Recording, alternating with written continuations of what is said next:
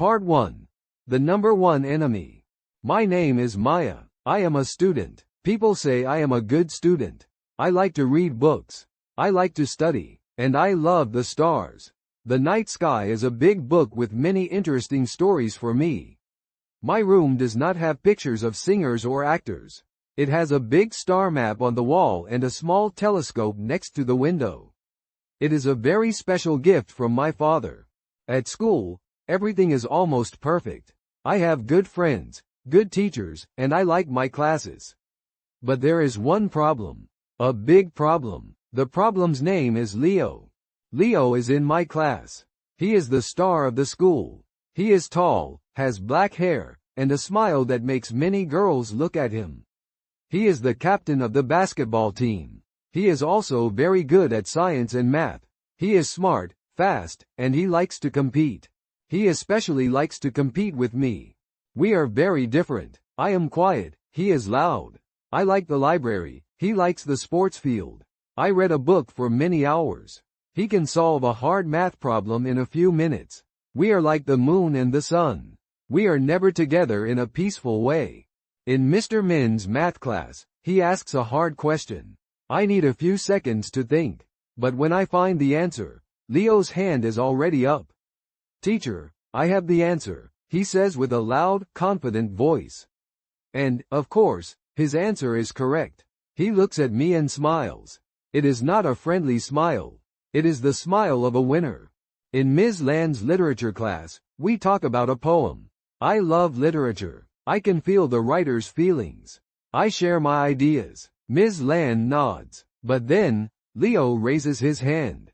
He talks about the poem in a different way. A logical way. The class is impressed again. Everything is a competition. Our grades, our answers, the teacher's attention. We are enemies in the same classroom. I do not hate him. Hate is a strong word. I just cannot stand him. And I know he feels the same way about me. Part 2. The Fateful Project. One Monday morning, the science class with Mr. Hai feels different. Mr. Hai is my favorite teacher. He loves the universe, and he inspired me. Good morning, class, Mr. Hai says with a big smile. Today, I have an important announcement. We will start a big project for this semester. The biggest and most important project. The class is excited. I am excited. A big science project? Great. I am ready. Our topic is the universe in your hands, he continues. You will research a topic about astronomy, write a report, and make a presentation. My heart beats faster. Astronomy. This is my favorite subject. And, he says, and this is where everything goes wrong, you will not work alone. You will work in pairs. I have chosen the pairs randomly. Oh, no, I do not like to work in a team. I like to do things my way. But, random, is maybe okay. I just hope I am not with. Mr. Hai starts to read the list. Min and Thao, they are best friends. They are happy. Lin and Hoang, they also look happy. I start to pray. Please, not Leo, anyone but him. Maya and, he stops to look at his paper. My world stops for a second.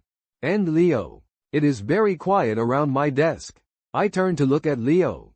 He is looking at me. His face shows he cannot believe it. Then, he frowns. His face says it all. Why you? I am sure my face looks the same. The day ends sadly for me. This is a disaster. I tell my best friend, and, on our way home. Come on, and says. Leo is very smart. He will help you get a good grade. But we are enemies, I complain. We cannot be in the same room for 5 minutes. How can we work on a big project for 2 months? Maybe this is a chance, and says. A chance for you two to understand each other. I look at her. Understand each other? Me and Leo? That is harder to believe than finding life on Mars. This is not a chance. This is a big problem. Part 3. The first meeting. Our first project meeting is at the school library. The library is my safe place. It is quiet and peaceful. But today, it is not peaceful. I arrive 10 minutes early. I choose a big table in a quiet corner. I prepare everything. Books about astronomy, a new notebook, and many colorful pens. Leo arrives 15 minutes late. He walks into the library like it is a basketball court. He has his backpack on one shoulder and a bottle of water in his hand. He has no books. "Hi," he says, and sits down noisily. The librarian looks at us. "Hi," I say quietly. "You are late." "I was busy," he says. "So, what's the plan?" "You have a plan, right? This is what you are good at." I feel my face get hot. He is making fun of me. "This is our project," I say, trying to be calm. "We need to plan together." "Okay." He leans back in his chair. "So talk, partner. What is your idea?" I do not like how he says the word, partner. I take a deep breath. "I think we should do our project on constellations. We can study their history and the myths behind them. It is very interesting." Leo smirks. "Myths? Seriously? This is a science project, not a history class. It sounds boring. So what is your idea?" I challenge him. "Black holes," he says immediately. "Or dark matter. Or string theory. Really cool things. Things modern science is studying. But those topics are too difficult." I protest. "We cannot explain them simply for the presentation. Everyone can see and understand constellations." "Boring," he repeats. "I want to do an impressive project, not a fairy tale. And I want to do a project we can finish well, not fail at something we don't understand." We start to argue. The librarian has to come and tell us to be quiet. We sit in angry silence. No plan. No agreement. Just a bad feeling. The first meeting is a total failure. Part 4. A glimmer of hope. We cannot wait forever. The deadline for our project idea is coming. I suggest we meet at my house. At least there, nobody will tell us to be quiet. Leo is on time. My mom opens the door. She is a gentle woman with a warm smile. "Hello, you must be Leo," my mom says. "Maya told me about the project. Please come in. I made some cookies for you too." Leo looks a little surprised. "Thank you, ma'am," he says politely. He takes a cookie and eats it. The cookies are delicious. He is polite to my mom. I feel a little less angry at him. Just a little. We go to my room. He looks around. "Your room is full of books," he says. "So?" I ask. "Nothing. It's just what I expected. I don't know if that is a good or a bad thing." Then, his eyes stop at my telescope. He walks closer. "Is this your telescope?" "Yes," I say with a little pride. "It looks nice," he says. For the first time, I feel he is being honest. "I used to have one, too." "Really?" I am surprised. "Yeah, but it was much smaller than this one," he says, then quickly changes the subject.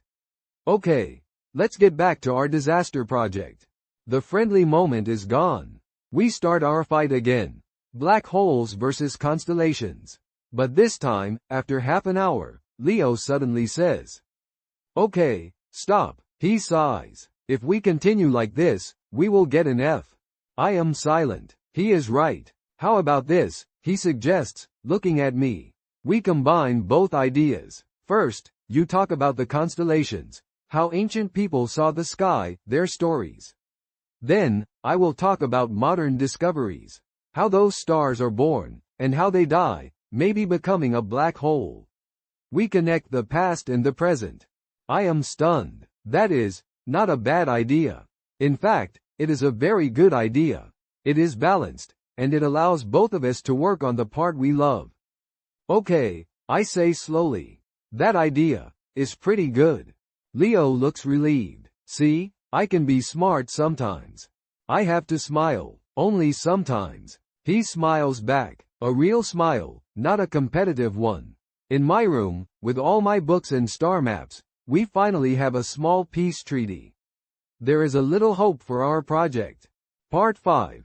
The unexpected rainy night. Our plan needs real photos. Photos from a telescope. My small telescope is good enough to start.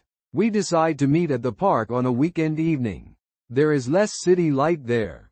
But the universe does not help us. When we arrive, the sky is full of gray clouds. We cannot see any stars. Great, I say, and look at the sky with disappointment. A perfect plan. Hey, I don't control the weather, Leo says. But you said you checked the weather forecast, I say back. The forecast said it would be clear. How was I supposed to know it was wrong? We start to argue again. And then, it starts to rain. First, small drops. Then, big, heavy drops. I can't believe this, I cry out, trying to cover my head with my hands. Leo says nothing. He quickly takes off his thick basketball jacket. He puts the jacket over both our heads, making a temporary roof. Run, he shouts and takes my hand. I am surprised by his action, and by his warm hand. We run through the rain, laughing. We find a shelter at the park's community house and run inside. We are both wet and breathing hard. We stand close together under the small roof. The sound of the rain is loud outside, making the space between us feel quiet. I'm sorry, Leo says suddenly. I look at him. For what? For the rain, he says with a small smile. And for arguing with you. I find myself smiling too. It's okay. It's not your fault. I'm sorry too. We are quiet for a moment. It feels strange. No tension, no competition. Just two people hiding from the rain together. So what now? I ask, looking at the rain. We need photos for the project. Leo looks into the distance. I have an idea, but it's a little far. He turns to me. My uncle. He lives in the countryside, about a 2-hour drive from here. He's an amateur astronomer. He has a small observatory in his garden, with a very big telescope. My eyes open wide. Really? A private observatory? Yes, he nods. The sky there is very clear. We can see the Milky Way with our own eyes. If you want, we can go there this weekend. I'm sure my uncle will be happy to help. A trip to the countryside? With Leo? To look at the stars through a big telescope? The offer is too good. It sounds like an adventure. I want to go, I say without hesitation. I really want to go. Leo's smile is brighter. The rain outside starts to get lighter. It feels like the universe finally decided to give us a chance. Part 6. Under the starry sky. The trip to Leo's uncle's house is a new experience. His mom drives us. She is happy to see her son has a classmate with the same hobby. I do not tell her we are enemies. The countryside is peaceful and beautiful. The air is fresh. The house of his uncle, David, is a small, nice house with a big garden. And at the end of the garden, just like Leo said, is a small white dome, the observatory. Uncle David is a middle-aged man with a warm smile and eyes that sparkle like the stars he loves. He welcomes us. Welcome, young astronomers, he says. When Uncle David opens the observatory, I cannot speak. Inside is a huge telescope. It looks more professional than anything I have ever seen. Wow, is all I can say. Cool, right? Leo says, proud. We have to wait until night. Uncle David makes us a big dinner in the garden. Leo and his uncle talk about the universe. I realize Leo knows a lot. He doesn't just talk about big ideas like black holes. He knows the names of stars, of galaxies, and he talks about them with real passion. I just listen and learn. When night comes, the magic happens.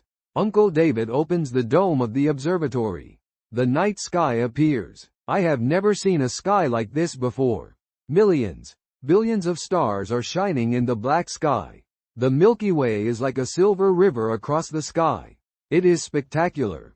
It's beautiful, I whisper.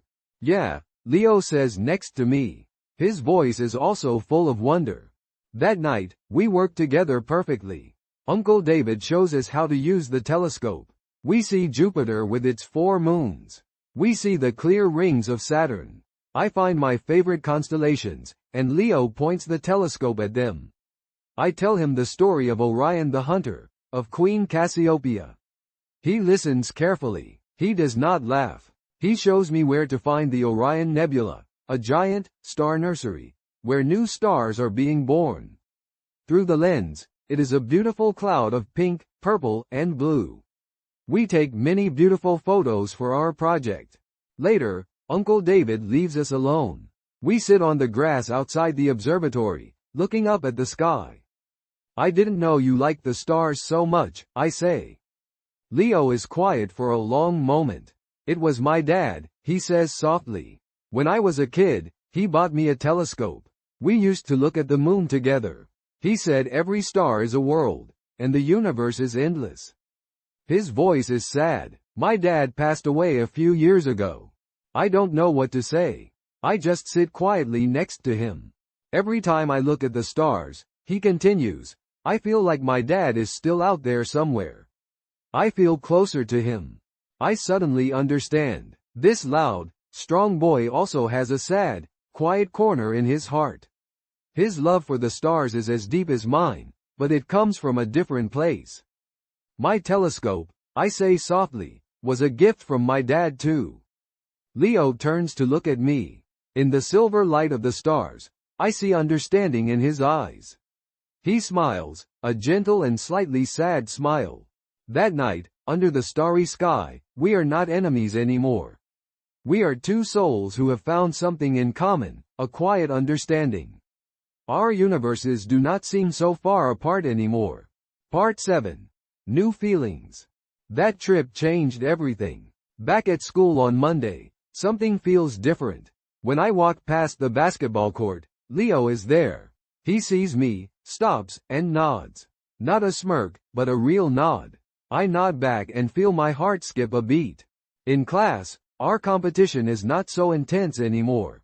Sometimes, when we both know the answer, he will look at me, a little sign that says, you answer. And I do the same for him. We become an alliance, not two enemies. We spend almost every afternoon after school working on the project. We are no longer arguing. Instead, we discuss, we have good debates, and we even joke. I discover that Leo has a sense of humor. He discovers that I am not always a serious, old lady. One afternoon, we are sitting very close in front of his computer to edit our presentation. Our elbows touch by accident. A small electric feeling runs up my arm. I look at him. He is also looking at me. We both quickly look away, our faces hot. My heart starts to do strange things when I am near Leo. I start to notice his smile, the way he runs his hand through his hair when he is thinking, the smell of his shampoo. And I start to feel a strange, bad feeling when I see him talking and laughing with other girls. It is jealousy. I cannot believe it. Me, Maya, jealous because of Leo, my number one enemy? What is happening to me? It seems Leo is also confused. He becomes gentler. He brings me water when we are tired from working. He asks if I'm okay when I look tired. He, the popular Leo, is caring about me. Our project is almost finished. It is very, very good. Our report is thick, and our presentation is impressive with the photos we took. We are proud of it. But I feel a little sad. When the project ends, we will have no reason to be together every day. And that idea, for some reason, makes my heart ache. Part 8. The Confession. It is the last night before our presentation. Everything is done. We decide to meet one last time at the park, to review everything and, maybe to say goodbye to our project. The sky tonight is clear, just like the night at Uncle David's house, but with fewer stars because of the city lights. We don't work. We just sit on the grass, quietly looking at the sky. So, Leo speaks first, breaking the silence. Tomorrow, it's over. Yeah, I say softly. It was a long journey. A good journey, he adds. He turns to look at me. Maya. What? I have to tell you something. When Mr. High said we were partners, I was very angry. I smile a little. Me too. I thought it was the end of the world. I thought you were an annoying know-it-all who was always right, he admits. And I thought you were an arrogant, loud, and annoying boy. He laughs. Well, maybe I am a little annoying. Yes, you are, I agree, and we both laugh. His smile fades, and his face becomes serious. But I was wrong about you. You are not annoying. You are smart, kind, and you have a real passion. You showed me the beauty of the myths I thought were silly. My heart is beating like a drum. I was wrong about you, too, I say, finding my courage. You are not just an arrogant basketball star. You are much deeper than you look. And I am very happy I did this project with you. Leo looks at me, his eyes as deep as the night sky. He slowly moves closer. The project is almost over, he says, his voice low. But I don't want us to be over. I can barely breathe. I don't want that either. Leo lifts his hand and gently touches my cheek. His hand is so warm. Maya, I like you. I like you a lot. And then, under the light of 1,000 distant stars, he leans in and kisses me. A soft, sweet, and surprising kiss. It is not a fight, and it is not a competition. It is the beginning of a whole new universe, our own universe. Part 9. The presentation and a new beginning. It is the day of the presentation. I am not nervous about the speech anymore. I am only nervous about my heart, which is beating crazy fast every time I see Leo. He smiles at me before we go to the front of the class, a secret, warm smile. Our presentation is a huge success. We work together like two real astronomers. I talk about the romantic beauty of the constellations, and Leo follows perfectly with fascinating science about the life cycle of a star. We show the class the beautiful photos we took. When we finish, the class claps loudly. Mr. Hai stands up, looking very pleased. Excellent. A perfect presentation. You connected the past and the present, myth and science, perfectly. A plus for both of you. We look at each other, a big, bright smile on both our faces. We did it. It was not just a project for a good grade. We created something special together. After class, when we walk out, Leo naturally takes my hand. His hand fits perfectly in mine. Our friends look at us with surprised and teasing eyes. My friend just smiles and gives me a thumbs up. So, Leo says as we walk in the schoolyard, the project is over. What do we do now? I smile at him. I have an idea. What is it? Do you want to go stargazing tonight? I ask. No report. No presentation. Just you, me, and the telescope. Leo's smile is brighter than the brightest star. That is the best idea I have ever heard, he says, and squeezes my hand tighter. We walk under the afternoon sun, hand in hand. Above us, the big blue sky is waiting to be explored. My universe and his universe are not far apart anymore. They found each other, among millions of stars, and became one.